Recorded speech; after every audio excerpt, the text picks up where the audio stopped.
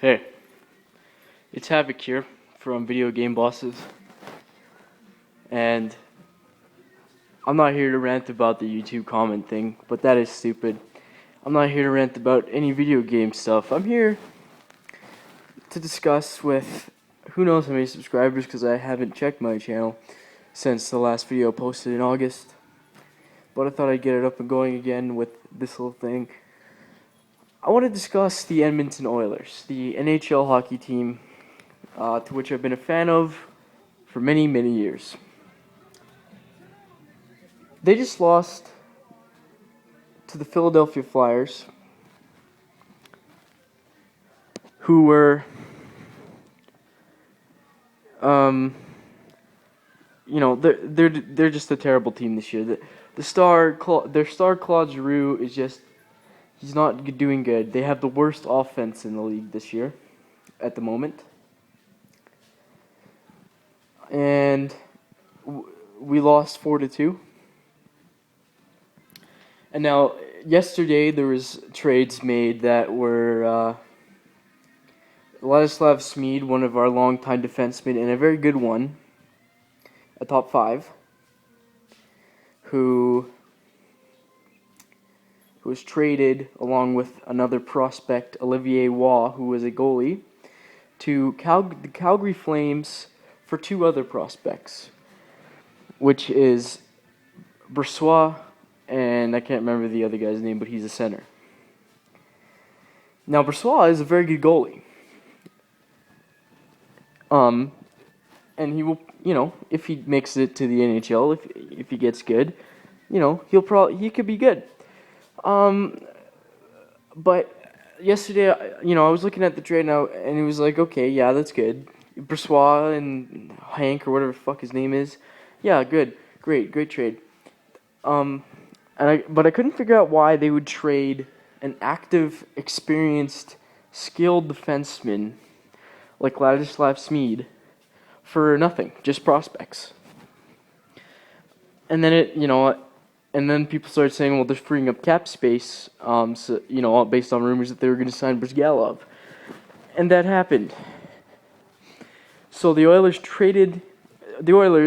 who, again, may I mention, are the team with the worst defense in the league right now, traded one of their best defensemen to free up cap space to sign the Russian goalie Brizgalov, who Philadelphia paid $3 million to get rid of.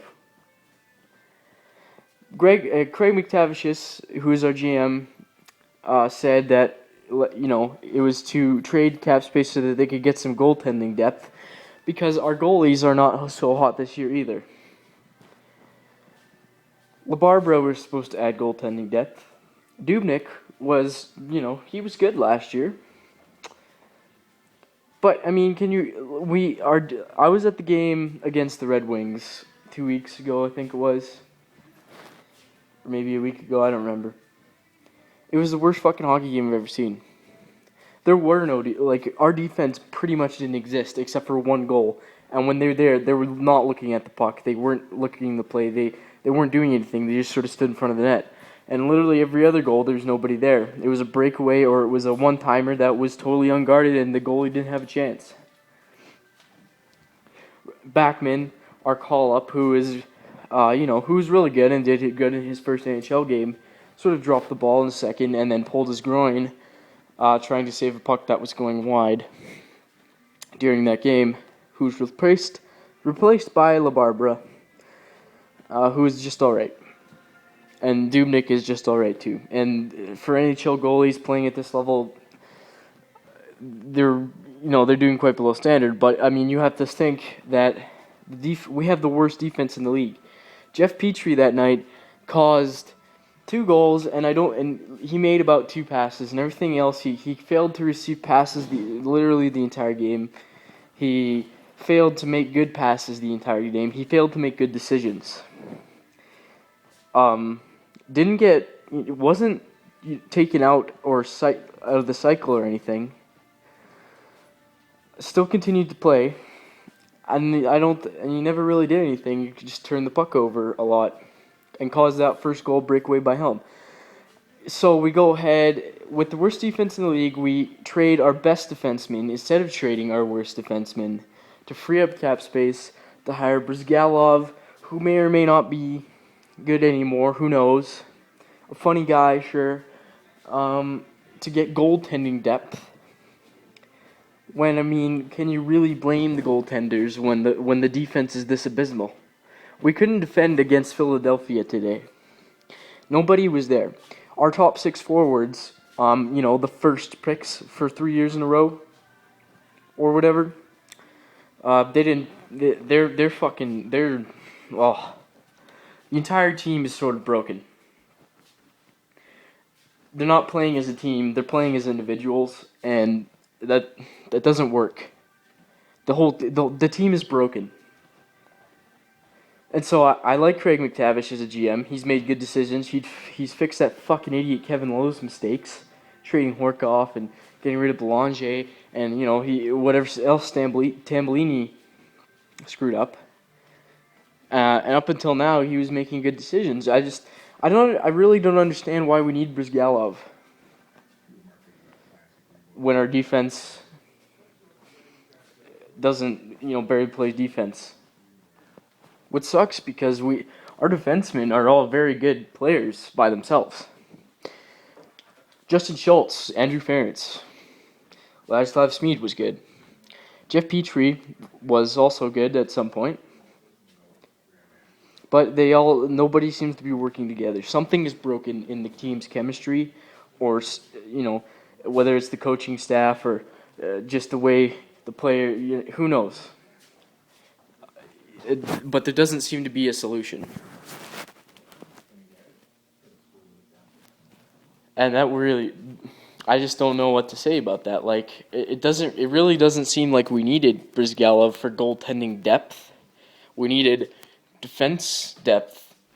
We've got a bunch of young guys plus Andrew Ferentz, who's our captain, who just came off a cup-winning team, and honestly hasn't done much.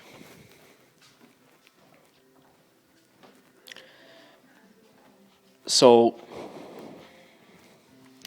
I just don't know. I don't know about the decisions. I don't know where the team is going, and I don't know how much longer this is going to go on before. Because based on today's performance, I think McTavish is going to start making moves to move around some of our forwards, possibly even somebody in the top 6. Hemsky, if anybody wants him, I would personally trade Randy Hopkins. If I had to trade one of our top 6, it would be Nuge or Hemsky. But I don't know. It'll be interesting to see in the next few days and next few weeks how this develops, because the team is broken and we have the worst defense in the league. We just lost to Philadelphia, who has the worst offense in the league. Claude Giroux broke his non-scoring streak, I guess you could call it, against us. Once again, our defense played absolutely abysmal. So, and for most of it, the forwards did too.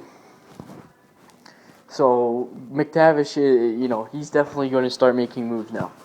Whether it's immediately or whether it's in a couple weeks, something in the top 6 is going to change dramatically.